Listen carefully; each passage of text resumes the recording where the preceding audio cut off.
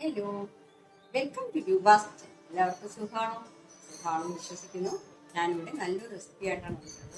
എന്തെന്ന് വെച്ചാൽ സ്പെഷ്യലായിട്ടുള്ള ഒരു പാലപ്പമാണ് ഉണ്ടാക്കാൻ പോകുന്നത്. പിന്നെ നമുക്ക് ഈസ്റ്റ് വേണ്ട, ബേക്കിംഗ് സോഡ വേണ്ട, പച്ചരി വേണ്ട, കപ്പി കാച്ചണ്ട, ഇങ്ങനത്തെ ഒരു ജോലിയില്ലാതെ നമ്മളൊരു പാലപ്പം ഉണ്ടാക്കാൻ പോകും. നല്ല സൂപ്പർ ടേസ്റ്റ് ആയിരിക്കും, നല്ല സോഫ്റ്റ് ആയിരിക്കും. ഓക്കെ,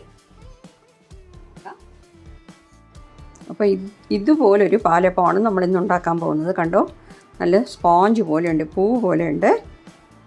അതിന് വന്നിട്ട് നമ്മൾ പച്ചരി എടുക്കുന്നില്ല, അതുപോലെ ഈസ്റ്റ് വേണ്ട, സോഡാപ്പൊടി വേണ്ട, അതൊന്നും ചേർക്കാതെ നമ്മൾ അപ്പം ഉണ്ടാക്കാം. സൂപ്പറായിട്ടുള്ള അപ്പം കിട്ടും. അപ്പോൾ അതിനായിട്ട് ഞാൻ 1 കപ്പ് ഇഡ്ഡലി റൈസാണ് എടുത്തിട്ടുള്ളത്. ഈ ഇഡ്ഡലി റൈസ് എന്ന് പറഞ്ഞ് നമ്മൾ കടയിൽ കേൾക്കുമ്പോൾ അവർ ചിലപ്പോൾ ഡൊപ്പി അരിയാണ് നമുക്ക് തരുന്നത്. അതുപോലെ ചില ഇഡ്ഡലി റൈസ് വേറെ ഉണ്ട്, ഇത് ഡൊപ്പി അരിയാണ് ശരിക്കും. ഇഡ്ഡലി റൈസ് വേറെ ഉണ്ട്, അതും കടയിൽ വാങ്ങിക്കാൻ കിട്ടും. പിന്നെ നിങ്ങൾക്കിപ്പോൾ പച്ചരിയാണ് ഇഷ്ടമെങ്കിൽ പച്ചരിയും ഇതുപോലെ ഇട്ടോളാം. ഓക്കെ, അപ്പം നമ്മൾ അരി ആട്ടാനിടുമല്ലോ ഇഡ്ഡലി ദോശയ്ക്കൊക്കെ, അതിനുള്ള ഏതരി നിങ്ങൾ യൂസ് ചെയ്യുന്നോ അത് തന്നെ നമുക്ക് ഈ അപ്പത്തിനെടുക്കാം. ഇഡ്ഡലി റൈസ് എടുക്കാം, ഡൊപ്പി അരി എടുക്കാം, പച്ചരി എടുക്കാം, ഏത് വേണമെങ്കിലും എടുക്കാം. ഓക്കെ, ഞാനിപ്പോൾ 1 കപ്പ് എടുത്തിട്ടുണ്ട്. 1 കപ്പിന് ഞാൻ 1 ടീസ്പൂൺ ഉഴുന്നിട്ട് കൊടുക്കുന്നു. 1 ടീസ്പൂൺ മതി കേട്ടോ. ഇതിനെ നല്ല രീതിയിൽ വാഷ് ചെയ്തിട്ട് നമ്മളിത് കുതിർക്കാനായിട്ട് വെക്കാം. ഞാനത് 5-6 പ്രാവശ്യം കഴുകിയിട്ട് നമുക്കിത് മൂടി വയ്ക്കാം. ഒരു 5-6 മണിക്കൂർ കഴിഞ്ഞിട്ട് നമുക്കിത് അരച്ചെടുക്കണം. എന്നുവെച്ചാൽ നമ്മൾ ബോയിൽഡ് റൈസാണ് എടുത്തിരിക്കുന്നത്, അതുകൊണ്ട് ഒരു 6 മണിക്കൂറെങ്കിലും കുതിരണം. പച്ചരിയാണെങ്കിൽ ഇത്രയും സമയം കുതിരണ്ട, പക്ഷേ പച്ചരിയിൽ കാർബ് ഇതിനേക്കാളും കുറച്ചുകൂടെ കൂടുതലാണ്. അത് കാരണമാണ് ഞാനിപ്പോൾ ഈ അരി കൂടുതലായിട്ട് അപ്പം ഉണ്ടാക്കുമ്പോൾ ഇതാണ് കൂടുതൽ ഉപയോഗിക്കുന്നത്. ഓക്കെ, അപ്പോൾ നമുക്ക് ഇഡ്ഡലി ദോശയ്ക്കെല്ലാം നമ്മൾ മറ്റേ ഇഡ്ഡലി റൈസ് വാങ്ങിച്ചാൽ മതിയല്ലോ. പച്ചരി നമുക്ക് വീട്ടിലില്ലെങ്കിലും കുഴപ്പമില്ല. പിന്നെ പുട്ടുണ്ടാക്കാൻ നമ്മൾ പൊടിച്ച് വെച്ചിരിക്കും, ഇല്ലെങ്കിൽ പൊടി വാങ്ങിക്കും, അങ്ങനെയൊക്കെ ചെയ്യാമല്ലോ. അപ്പോൾ പച്ചരി ഇല്ല എന്ന് പറഞ്ഞിട്ട് മിക്കവരും പറയുന്നത് ഞാൻ കേട്ടിട്ടുണ്ട്, അയ്യോ അപ്പം ഉണ്ടാക്കണം, പച്ചരി ഇല്ല. പക്ഷേ പച്ചരി ഇല്ലെങ്കിൽ ഇത് വെച്ചും നമുക്ക് ഉണ്ടാക്കാം. ഓക്കെ, അപ്പോൾ ഒരു 6 മണിക്കൂർ കഴിഞ്ഞിട്ട് നമുക്കിതെടുത്ത് അരയ്ക്കാം. നമ്മളിത് കുതിർക്കാൻ വെച്ചിട്ട് 6 മണിക്കൂറൊക്കെ കഴിഞ്ഞിട്ടുണ്ട്. ഇനിയിപ്പോൾ നമുക്ക് ഒരു മിക്സിയുടെ ജാറിലിട്ട് ഇത് അരച്ചെടുക്കാം. മാറ്റിയിട്ട് നമുക്ക് ജാറിലിട്ട് കൊടുക്കാം. ഇത് മുഴുവനും ഞാൻ ഇട്ടേക്കാം. അതിൽ അരി മുഴുവനും ഇട്ടിട്ടുണ്ട്. ഇപ്പം 1/2 കപ്പ് ചിരകിയ തേങ്ങ ചേർക്കുന്നേ. 1 കപ്പ് അരിക്ക് 1/2 കപ്പ് ചിരകിയ തേങ്ങ, ഒരു 1/4 കപ്പ് ചോറ് വേവിച്ചത്. ഞാനിപ്പോൾ റെഡ് റൈസാണ് എടുത്തത്.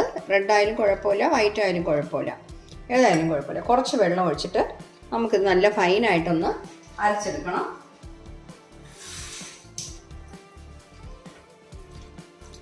അരച്ചെടുത്തിട്ട് വരാം. കണ്ടോ, ഞാൻ മുഴുവനും അരച്ചെടുത്തിട്ടുണ്ട്. നിങ്ങൾക്ക് ഒന്നിച്ചിട്ട് അരയ്ക്കാൻ പറ്റില്ലെങ്കിൽ നിങ്ങൾ 2 പ്രാവശ്യമായിട്ട് അരച്ചാലും മതി കേട്ടോ. അപ്പോൾ കണ്ടോ, ഞാൻ ഇത്ര ലൂസായിട്ടാണ് മാവ് വെള്ളം ചേർത്ത് വെച്ചിരിക്കുന്നത് കേട്ടോ. ഇതിലും കൂടുതൽ വെള്ളം ആക്കണ്ട. രാവിലെ നോക്കിയിട്ട് നമുക്ക് വേണമെങ്കിൽ വെള്ളം ശാലം വേണമെങ്കിൽ ചേർത്തോളാം. ഓക്കെ, ഞാനിപ്പോൾ വൈകിട്ടാണ് അരച്ച് വെക്കുന്നത്. ഇത് വന്നിട്ട് രാവിലെ അപ്പം ഉണ്ടാക്കാനായിട്ടാണ് ഞാൻ റെഡിയാക്കി വെച്ചിട്ടുള്ളത്. ഈ മാവ് ഇപ്പോൾ നല്ല രീതിയിൽ പൊങ്ങി വരത്തില്ല. നമ്മൾ സാധാരണ ഈസ്റ്റൊക്കെ ചേർത്ത് അരയ്ക്കുമ്പോൾ പൊങ്ങി വരുമല്ലോ, അതുപോലെ പൊങ്ങി വരത്തില്ല. ചെറുതായിട്ടൊന്നും പൊങ്ങിയേ ഉള്ളൂ. അതുകൊണ്ട് നമുക്ക് പൊങ്ങി വന്ന് കളയുന്നുള്ള പേടിയൊന്നും വേണ്ട കേട്ടോ. അപ്പം മൂടി വെച്ചിട്ട് രാവിലെ നമുക്ക് അപ്പം ഉണ്ടാക്കാം. ഞാൻ മൂടി വയ്ക്കുകയാണ്, ഇരുന്നോട്ടെ. കുറഞ്ഞതൊരു 10 മണിക്കൂറെങ്കിലും നമ്മളിങ്ങനെ അത് ഫെർമെൻറ്റ് ചെയ്യാനായിട്ട് വച്ചിരിക്കണം. ഇങ്ങനത്തെ രീതിയിൽ അപ്പം ഉണ്ടാക്കുമ്പോൾ അങ്ങനെയാണ് കേട്ടോ. അപ്പം നമ്മൾ ഇന്നലെ അരച്ച് വെച്ച അപ്പത്തിൻ്റെ മാവ് എങ്ങനെയുണ്ടെന്ന് നോക്കാം. കണ്ടോ, നല്ലപോലെ പൊങ്ങി വരത്തൊന്നുമില്ല, ഇത്രയേ പൊങ്ങത്തുള്ളൂ. പക്ഷേ അപ്പം നല്ല ടേസ്റ്റും ആയിരിക്കും. കണ്ടോ, ഇതുപോലെ ഇങ്ങനെ പൊങ്ങി വരത്തുള്ളൂ, ഇത്രയും പൊങ്ങണം. ഈസ്റ്റൊക്കെ ചേർക്കുമ്പോൾ നമുക്ക് പാത്രം തന്നെ കവിഞ്ഞങ്ങ് ഒഴുകും, പൊങ്ങി. അപ്പോൾ ഇതങ്ങനെയല്ല കേട്ടോ. അപ്പോൾ ഇതിൽ നമുക്കിപ്പോൾ ഉപ്പും പഞ്ചസാര ആവശ്യത്തിനുള്ള വെള്ളവും ചേർക്കണം. ഇപ്പോൾ കുറച്ച് കട്ടിയായിട്ടിരിക്കുകയാണ്. ഇനിയിപ്പോൾ നമുക്ക് കുറച്ചുകൂടെ വെള്ളം ചേർക്കേണ്ടി വരും. ഇതിൽ നമുക്കിപ്പോൾ 1 ടേബിൾ സ്പൂൺ പഞ്ചസാര ഞാൻ ചേർക്കുന്നു. നിങ്ങൾക്ക് 2-3 ടേബിൾ സ്പൂൺ വേണമെങ്കിലും ചേർക്കാം. ഒരു 1/4 ടീസ്പൂൺ ഉപ്പും കൂടെ ചേർത്ത് കൊടുക്കാം. ഉപ്പ് കുറച്ച് മതി. എല്ലാം കൂടെ നല്ലപോലെ ഒന്ന് മിക്സ് ചെയ്യാം. ആവശ്യത്തിനുള്ള വെള്ളം ചേർത്ത് കൊടുക്കാം. കുറച്ച് ചേർത്ത് നമ്മൾ കലക്കി നോക്കിയിട്ട് വേണമെങ്കിൽ ചേർത്തോളാം. തീരെ വെള്ളവും ആയി പോകരുത്.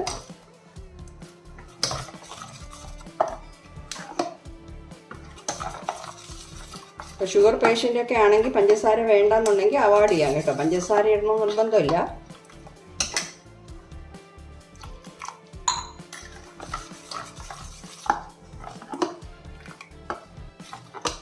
മാവ് വന്നിട്ട് അപ്പത്തിന് എപ്പോഴും കുറച്ച് ലൂസായിരിക്കണം. നമ്മുടെ ദോശമാവ് പോലെയല്ല, ശകലം ലൂസായിരിക്കണം. എങ്കിലേ നല്ല രീതിയിൽ പരത്താൻ പറ്റുള്ളൂ. ഞാൻ 1/2 കപ്പ് വെള്ളം എടുത്തോണ്ട് വെച്ചാൽ ഒരു കുറച്ച് ബാക്കിയുണ്ട്. 1/4 കപ്പും കുറച്ച് കൂടെയും ചേർത്തിട്ടുണ്ട്. മതി, ഈ രീതിയിലായാൽ മതി. നമുക്കിനി അപ്പം ഉണ്ടാക്കാം. അപ്പം നമ്മുടെ മാവ് എപ്പോഴും കുറച്ച് ലൂസായിരിക്കണം കേട്ടോ. ഇല്ലെങ്കിൽ നമുക്ക് പരത്തുമ്പോൾ നല്ല ഹോൾസായിട്ട് വരത്തുമില്ല, നല്ല സോഫ്റ്റായിട്ട് കിട്ടത്തുമില്ല. അതുകൊണ്ട് കണ്ടോ ഇതുപോലെ. അഥവാ നിങ്ങൾ അപ്പത്തിന് മാവ് ഒഴിച്ചിട്ട് നല്ല രീതിയിൽ ഹോൾസായിട്ട് വന്നില്ല എന്നുണ്ടെങ്കിൽ ശകല വെള്ളം കൂടെ മാവിൻ്റെ കൂടെ ചേർത്താൽ മതി. ഒരു 2 സ്പൂൺ വെള്ളം കൂടെ ചേർത്താൽ മതി. ഓക്കെ.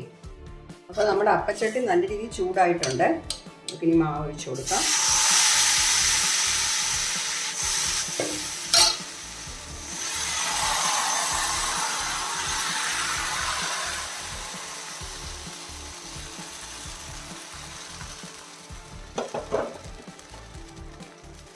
ഇനി നമുക്ക് മൂടി വെച്ച് കൊടുക്കാം. ഫ്ലെയിം എപ്പോഴും കുറച്ച് വെച്ചോണം കേട്ടോ. മീഡിയത്തിന് ലോക്ക് ഇടയ്ക്ക് വെച്ചോണേ.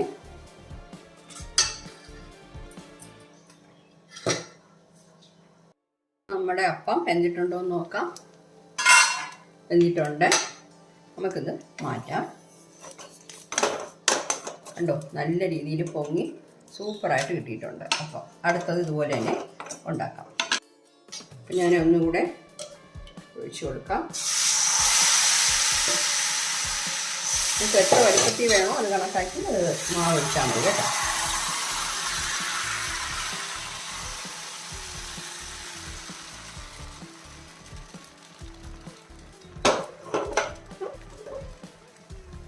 ചെറുതായിട്ട് കുഴച്ച് വന്നുകൊണ്ട് നമുക്ക് മൂടി വെച്ച് കൊടുക്കാം.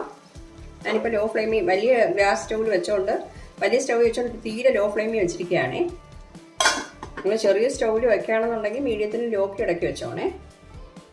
അപ്പോൾ നമുക്കിതും വെന്തിട്ടുണ്ടോ എന്ന് നോക്കാം. അത് വെന്തിട്ടുണ്ടെങ്കിൽ സൈഡൊക്കെ ഇങ്ങനെ പൊങ്ങി വരും. ഓക്കെ, ഞാൻ ബാക്കിയുള്ളത് ഇതുപോലെ തന്നെ ചെയ്തെടുത്തോളാം. കണ്ടോ നമ്മുടെ അപ്പം സൂപ്പറായിട്ട് കിട്ടിയിട്ടുണ്ട്. ഞാനിതൊരു പ്ലേറ്റിലോട്ട് മാറ്റാം. നമ്മുടെ അപ്പം വെന്തിട്ടുണ്ടോ എന്ന് നോക്കാം. വെന്തിട്ടുണ്ട്. നമുക്കിത് മാറ്റാം. കണ്ടോ നല്ല രീതിയിൽ പൊങ്ങി സൂപ്പറായിട്ട് കിട്ടിയിട്ടുണ്ട്. അപ്പം അടുത്തത് ഇതുപോലെ തന്നെ ഉണ്ടാക്കാം. അപ്പോൾ കണ്ടോ നമ്മുടെ അപ്പം സൂപ്പറായിട്ട് കിട്ടിയിട്ടുണ്ട്. അപ്പോൾ എല്ലാവരും ഇതുപോലെ ഒന്ന് ട്രൈ ചെയ്ത് നോക്കണേ. അപ്പോൾ എല്ലാവരും ഇന്നത്തെ നമ്മുടെ പാലപ്പത്തിൻ്റെ വീഡിയോ കണ്ടല്ലോ. എല്ലാവർക്കും ഇഷ്ടപ്പെട്ട് കാണുമെന്ന് വിശ്വസിക്കുന്നു. അപ്പോൾ എല്ലാവരും ഇതുപോലെ ഒന്ന് ട്രൈ ചെയ്ത് നോക്കണം കേട്ടോ. നമുക്ക് ഇഷ്ടമുള്ള കറി കൂട്ടി കഴിക്കാം. വേറെ ഒന്നും നമുക്കിപ്പോൾ ഞാൻ പറഞ്ഞ പോലെ വേറെ ഒരു കാര്യങ്ങൾ അതിന് ചേർക്കുന്നില്ല. നമ്മളിപ്പോൾ സാധാരണ ഇഡ്ഡലി റൈസ് കൊണ്ടാണ് ഉണ്ടാക്കിയത്.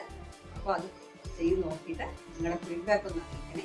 ഇതുവരെ എൻ്റെ ചാനൽ ഇതുവരെ സബ്സ്ക്രൈബ് ചെയ്യാത്തുണ്ടെങ്കിൽ ദയവായി ഒന്ന് സബ്സ്ക്രൈബ് ചെയ്യണേ. അടുത്തത് നല്ല വീഡിയോ ആയിട്ട് വീണ്ടും കാണാം. ബൈ.